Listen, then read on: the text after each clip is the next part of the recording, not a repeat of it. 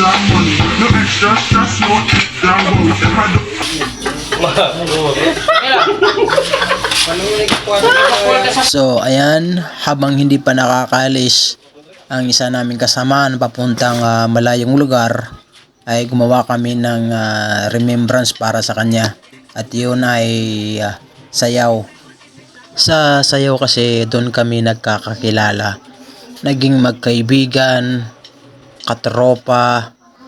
Ang sarap lang balikan yung mga nakalipas. Yung mga tawanan, kulitan, asaran.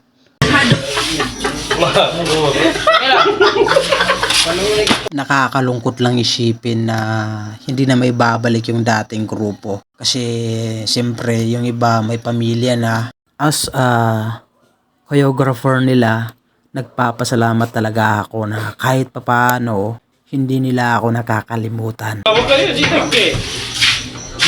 Tangan ka ba? Oo, ayaw eh. Ayaw siya kang buhong mo. Siya ako.